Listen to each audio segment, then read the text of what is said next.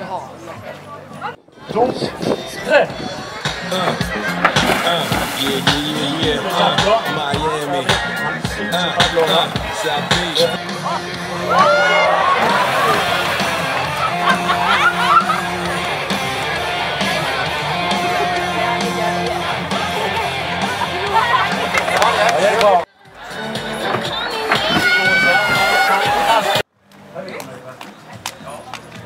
Ja, hvilke forventninger har dere?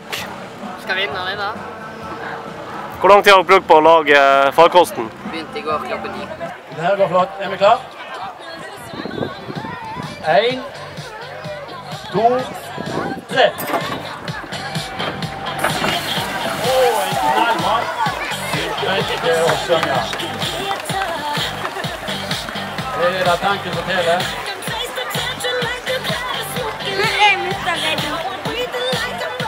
Det går inn med kjapt. Noen har ikke spist denne madrassen. Min før. Og da hjemme på møbelsenter hos Storgård.